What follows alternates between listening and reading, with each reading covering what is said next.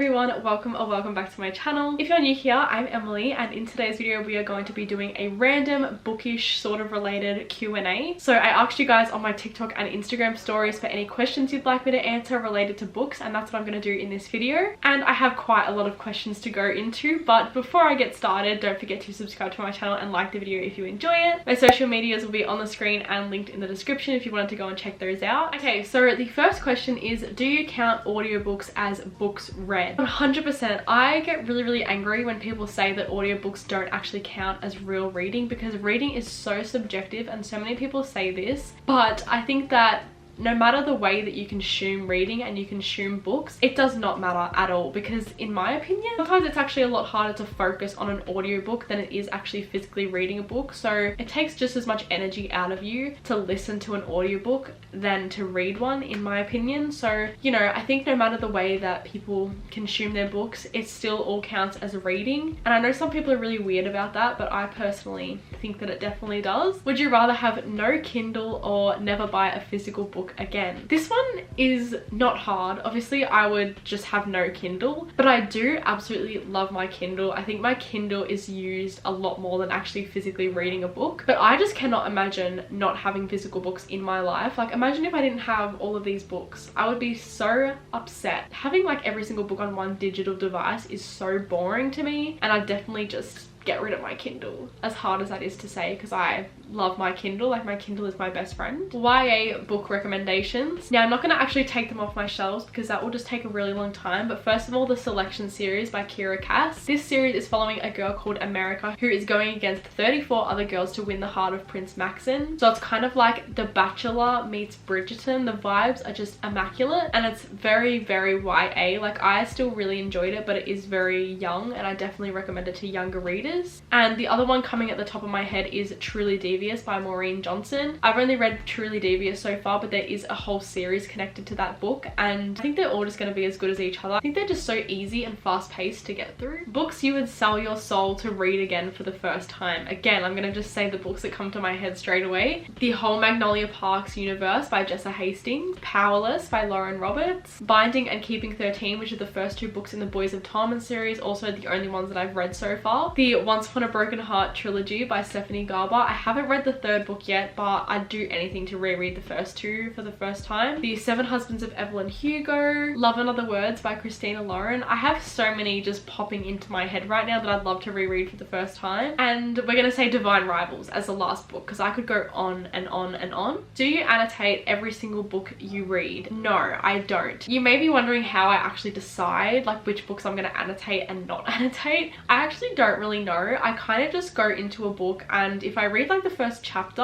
and I think that there is a lot of potential to have like really good quotes or poetic lines that I want to remember and just really important things to remember, I'll normally go back to annotate it. Also, if I'm going into like a series, I will annotate like each book in the series so I can go back to it when a new book comes out in the series, just so I can like refresh my memory, because I have a bad habit of starting many different series and reading the first books in the series and then not picking them up again for like months straight. So that's why I kind of try to annotate the first books so I can just go back into it and refresh my memory a little bit. Fourth Wing or Divine Rivals? 100% Divine Rivals. I absolutely adored that book. Would you rather never read your favorite book again or never watch your favorite movie again? I'm going to have to say never reread my favorite book again, only because I don't really reread books very often, because you never get the same feeling as the first time reading a book. And I think a lot of the time I just want to have that, you know, first read sort of memory in my head, because I don't want to reread it and then my opinion changes of the book. But I feel like not being able to rewatch a lot of movies would be really hard. Like, imagine not being able to rewatch like Mean Girls and Clueless and like all of those like iconic 2000s movies. Twilight, The Hunger Games. Like, I have watched those movies so many times each, and if I couldn't rewatch them, I would be really upset. So I think I'd have to choose rewatching movies for sure. Have you ever been really excited to read a book and then on a random day you just lost all interest? Yes, and this has been happening to me a lot recently because I've been in a massive reading slump. Like, I just don't want to read anything. I could finish a book and be so excited to go into another book. Like, I'm planning what book I'm going to read next the next day, and I'm just so excited for it, and then I wake up and I've completely lost interest in the book that I wanted to read. And this is something I've really been struggling with because nothing is like appealing me or interesting me at the moment to actually read. And that's why I've been going into a slump, because everything that I'm reading isn't matching my mood and what I actually feel like, because I'll get like 50 pages into the book and I realize that I want to read something completely different, but now I'm like stuck into another book. Someone has said my opinions on Colleen Hoover and my favorite book by Colleen Hoover, so I'm just going to answer these ones together. My favorite book from Colleen Hoover would have to be Verity, which is a thriller, and that was like my first ever thriller. It definitely introduced me to loving a lot of thriller books. And my opinions on her in general, I think that a lot of people are very, very hard on her and always judge people for reading her books, which I think is disgusting, because I don't think anyone should be judging other people for what books they read and what book tastes they have. I personally don't read Colleen Hoover much anymore. I think I've only read 1 or 2 books from her this year, and I didn't enjoy either of them that much, because I feel like she's a very like beginner romance reader. Like when you're getting back into reading, she's the kind of person where you'll be hooked on her books from the beginning. And I still think her books aren't bad. Like, yes, a lot of them follow like a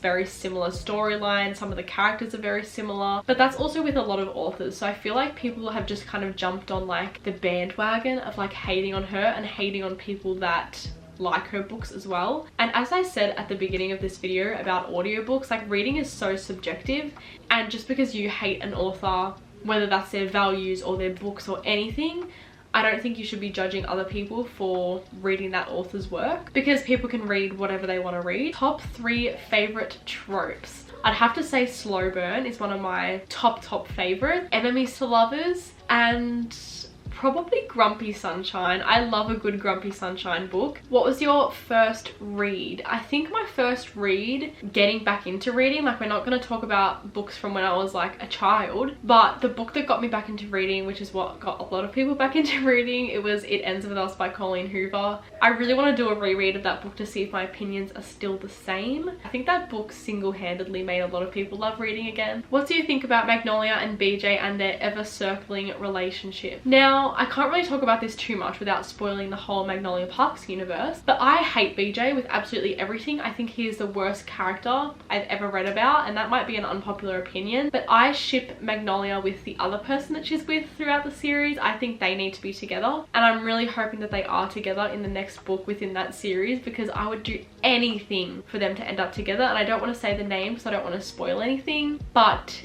if you know, you know. I am team the other person. I'm never going to be team BJ. Is there a specific chapter / time you give a book before you DNF? This one's a really hard one because I am really hard on myself with DNFing books. I do not DNF books often. I've only DNF'd like a couple of books within my reading journey, and that's like an issue that I have because it always causes me to end up in a massive reading slump, because I end up pushing myself to read a book that I know that I'm not enjoying from really early on in the book. I feel like if I'm not vibing with a book 20% through minimum, I normally try to give it at least like 20-25% through. I'll probably just stop reading it. I'll probably like think in my head that I'll go back to it in the future, but yeah, I don't really get past that point if I'm not vibing with the book at all. How do you know when to put yourself on a book buying ban, and what book first made you fall in love with reading? So obviously I already answered the second part of that question, but I have only put myself on one book buying ban, which I think was in October, and that was like the most traumatic month for me. I'm never ever doing that ever again. Honestly, like when you're putting yourself on a ban to stop buying books for a month, you want to buy more books. Like, I'm not on a book buying ban in November or December, but I've probably bought less books than I wanted to buy in October, because like when you know that you can go and buy a book, it's a lot easier, and sometimes I like stop myself. When you're kind of pressured to like not be allowed to buy any books, I feel like it makes it a lot harder, at least for me, because I don't really have much self-restraint when it comes to buying books. Oh, my favorite and least favorite book from the year. Okay, my favorite book of the year would have to be Once Upon a Broken Heart by Stephanie Garber. This book